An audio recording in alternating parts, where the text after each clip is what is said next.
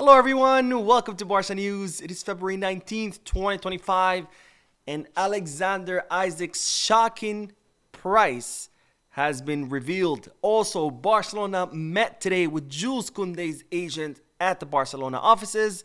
And finally, Vitor Roque's agent, Andre Curie, arrived today in Barcelona. I'm going to tell you why. We have a lot to discuss, so let's begin.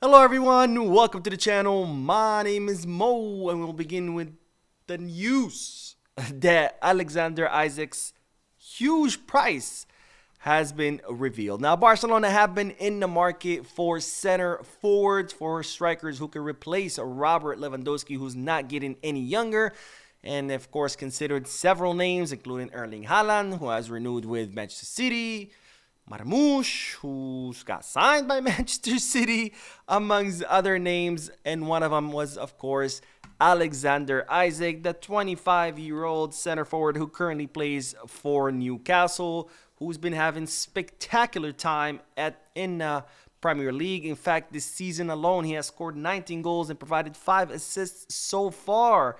And that's despite Newcastle not doing too well in the English league. In fact, Newcastle have fallen out of the top 5 all the way down to 7th. But despite the dip in form of Newcastle, the Premier League team are very financially healthy. As such, they have no problem keeping their highest earners or their big stars. Plus, they are looking to build a project for the future. They're looking to strengthen in the squad, to improve upon it, rather than getting rid of their players. And as such, Newcastle have made it very clear that anyone who wants Alexander Isak, he's not for sale.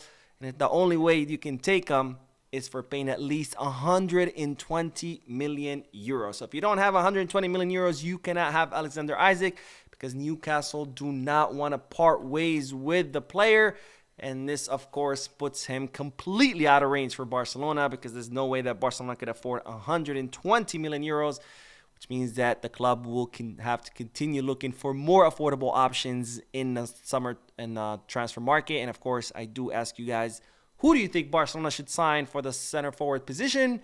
Let me know down below in the comment section. Now, speaking of signing players, today Barcelona met with Jules Kounde's agent at the Barcelona offices. Now, as I reported in previous video, Barcelona are currently working hard at renewing several of their players. They've already renewed players like Pau Cubarsí, like Casado, Fermín López, Gavi, Pedri, Araujo, and well, Barcelona are now preparing themselves for a new wave of contract renewals, including the contract of Jules Kounde, the 26-year-old right back, who Barcelona consider a cornerstone of Hansi Flick's project. Hansi Flick has been incredibly happy with the French defender, and given the importance of Jules Kounde for Flick and for the club, Barcelona have decided to meet with his agent to extend his contract, which expires in 2027, with Barcelona hoping to extend the contract of Jules Kounde until 2030. Now, Jules Kounde has been having a spectacular season. Season for me, he's one of the best, if not the best, right back in all of Europe. And this, of course, has caught the attention of other clubs, including Chelsea, who they were set to sign him back when he was at Sevilla, but Barcelona beat them to the signing. It looks like they are still interested, but to be fair, Chelsea are interested with anyone with a pulse. And there's also Saudi, who are also interested in Jules Kounde, but of course, Barcelona have made it very clear Jules Kounde is not for sale. And also, the player does not want to leave the Blaugrana club. So it looks like it's going to be just a matter of time until Barcelona renew the contract of Kounde, since both parties want to continue their relationship together. And today, the meeting being the first step towards that contract renewal. Now, speaking of agents meeting with Barcelona, Vitor Roque's agent has traveled to Barcelona. But before we talk about Vitor Roque, I do want to remind you guys to please don't forget to hit the like button, subscribe to the channel, drop a comment. If you are looking for any Barcelona jerseys or merchandise, make sure to Goal Kit, Skip Bag, or Fanatics. If y'all looking to place any sports bets, make sure to bet us. All links are down below in the description. If you click on them, you would be supporting this channel, but you would also be helping yourself because you do get access to some pretty cool deals and offers. All right, let's get back to the news because, ladies and gentlemen, Vitor Roque's agent Andre Kounde has arrived in Barcelona to discuss the player's future. Now, Vitor Roque is currently on loan with Real Betis until the end of the season, with the option that Real Betis could extend it for another season, but it's looking like it's not going to happen since Vitor Roque has lost his starting spot to Bakambu, and then Real Betis signed Cucho Hernandez in a winter transfer market, another center forward. So right now they have three, with Vitor Roque being the lowest on a priority list, and it looks like Real Betis could be returning the player to Barcelona. Of course, Barcelona also don't count on him, so Deco's already looking for alternatives on what to do with Vitor Roque in the summer. And of course, there is Palmeiras, who, as we've been talking about in previous videos, are heavily interested in Vitor Roque. They want to sign him at all costs. They're willing to offer Barcelona 25 million euros. They're willing to offer Vitor Roque an important role on their project, and they're willing to offer him a high salary as well. Now, so far, Vitor Roque has said no. He doesn't want to go back to Brazil. Also, Real Betis have hinted at the fact that they don't want to lose any players during halfway through the season.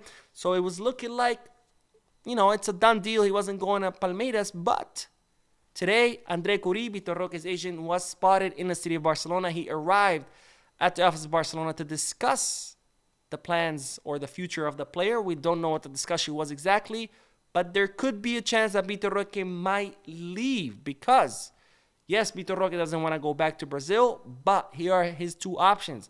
Stay in Real Betis and not play, or go back to Brazil, and yes, it's a step back, but Palmeiras have promised him a primary role in their project. So this is, of course, a tough decision, but nonetheless a reasonable one.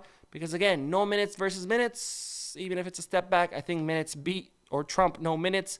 But we'll see what the player decides. Also, even though Real Betis had hinted that they might not want to be getting rid of any of their players halfway through the season, they're saying that Barcelona has a clause that they've been included in all their loans that forces clubs to give important minutes to the players that are loaned to them. And if they don't, they do have to pay a fine of around 1 million euros. So Betis, if they keep Vitor Roque and they don't play him, they could end up having to pay Barcelona a fine. So it would be in the benefit of Real Betis to get rid of him if they don't want him anymore.